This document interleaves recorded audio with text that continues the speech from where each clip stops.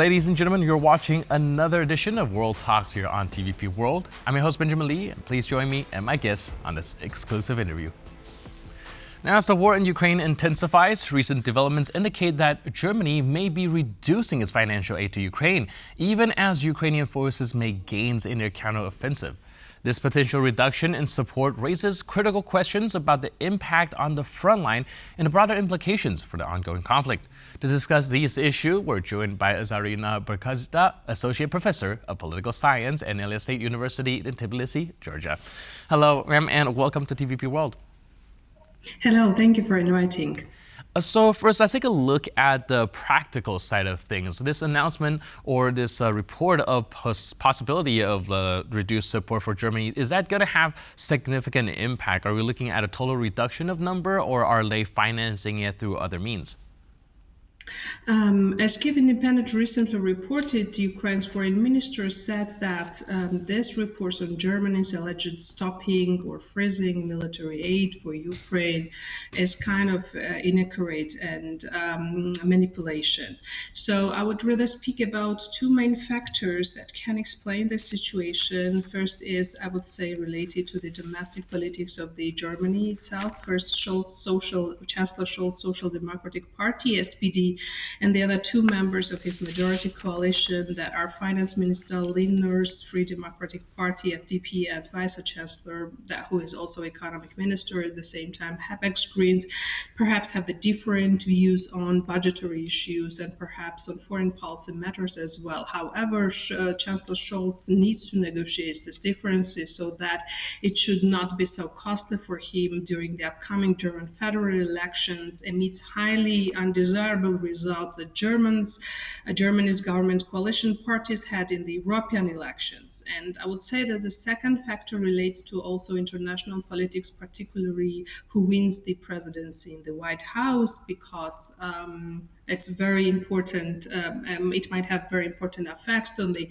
budgetary issues in Germany, particularly to meet defense spending in terms of NATO alliance requirements. And currently, as it is known, Germany has met the 2% target of its GDP, gross domestic product, which is, I would say, rather high defense spending. Noteworthy is also the fact that while Ukraine fights in Kursk, and it's a very important battle for Ukraine, and I would say for the all democratic world, the Russian leadership issues military warnings, including nuclear threats towards Germany that can be also used by far-right parties to undermine the legitimacy of the German current government. And this is why I think that the German ruling coalition wants to subject this aid to further democratic deliberation. And eventually, I think that it would be delivered to Ukraine. However, we should not forget that time is really important in this decisive battle for democracy and freedom that Ukraine does, and Ukraine should receive the aid on time.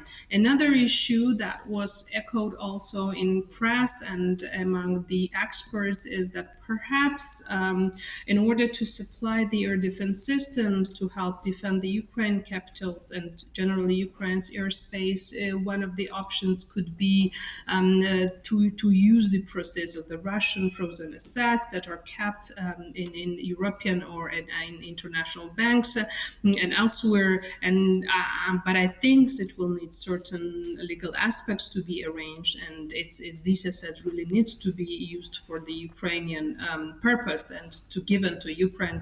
However, it might be time consuming. So the important factor here is that this aid should be delivered to Ukraine on time in order to ensure its victory and to support this fight for freedom and democracy. All right, so I'm seeing like a little bit of conflict here. On one hand, you're telling us that, of course, time is of the essence and Ukraine cannot do without this support. However, unfortunately, the complication in German, be it domestic, international politics, is going to maybe grind to a halt depending on how things look going forward. Do you think there's any way that any consensus could be reached on that front? Or do you think that the internal domestic policy situation will unfortunately be halting this process up a little longer?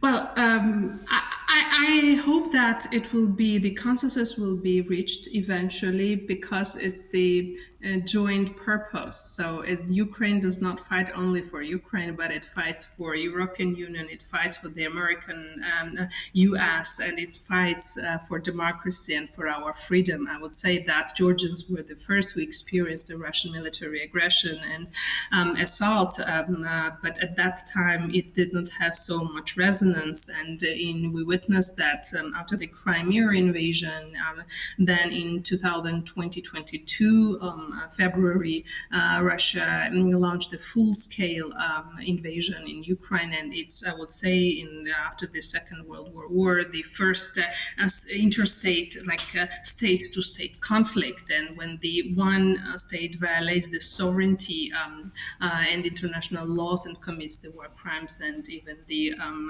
genocidal, we can qualify it as also the crimes that constitutes to the genocide, right? So in this sense, it's our joint kind of aim and objective and strategic goal. So I think that although it does not mean that it will go without any further democratic deliberations, this is how a system works in Western world. It needs consent, it needs discussions, and we have seen it also when there was a debate between Democratic and Republican parties in the U.S., but eventually there was the deal helping both Ukraine and Israel too. So I think Ukraine has until that the capacity because it will have also the certain kind of support from other states as well. And I'm sure that eventually Germany can reach this consensus because it's also in the strategic interest of Germany and European Union. Do you think the timing that this announcement, or at least this public publication of this information, is going to have an impact when it comes to messaging? Could it be possibly used in Russian disinformation campaign or anyone that are against Ukraine as a kind of magnifying voice that perhaps support for Ukraine is waning in any way, shape, or form? Definitely. This kind of issues is always used by Russian propaganda to build its networks elsewhere in Ukraine and in Georgia and show that, when you have this prolonged kind of discussions and delay in providing the aid, people are dying. And so this propaganda is widely used in order to confront and to build the counter discourse and to build the anti-Western propaganda. But this is how things work. This is how system works. This is how politics works, and we can't do anything because it really needs consent. It needs approval from all parties, and this is how democracy works. It needs time. It's a very critical situation. It's a very delicate situation, but this chaos was caused not by Ukraine or by West, but it was caused by Russia. So we should not forget this. So only actor who is responsible for these crimes, for this war, is Russia. So, but it does not mean also that we should ignore rules, international rules, rules of politics, how this credible politics and responsible politics are pursued. So in this sense, I'm kind of optimistic that Germany will reach the agreement, the consensus, and European Union and Euro-Atlantic space can support and will support Ukraine as it does so until now. All right, so of course, we're also hoping that Germany will be able to step up and continue to provide this support. However, do you think there's also a possibility of things going south, for example, the war fatigue actually kicking in? And this, if doesn't go through, do you think that would also have an impact on other Western nation of thinking of following suit? War fatigue, it will be on both sides. It's not only on the Ukrainian side, but the thing is that the Ukraine has no other option. So they are facing this brutal war. They are not alone. They are supported by Western partners, by European Union, by the US, and all the civilized world that fights for democracy and freedom. And I think that in that sense, it's quite difficult to speak about war fatigue, particularly for Ukraine.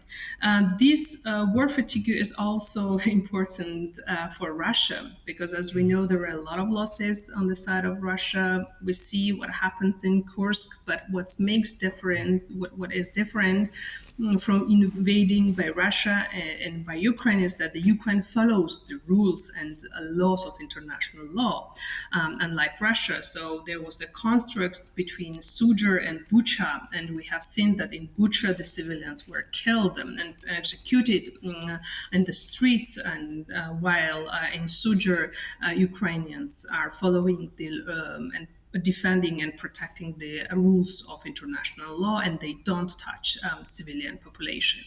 So in the sense that war is war, so fatigue can be on both sides, but currently I would rather be more optimistic as I see how unfortunately, one side does not have a choice in this Ukrainian discussion. side. So thank you so much for giving us your input and insight. Appreciate it. Thanks again for being with us on TVP World. Thank you. Thank you. Cheers. And with that, we conclude this edition of World Talks. But for more news, update, and commentary, please stay tuned to TVP World.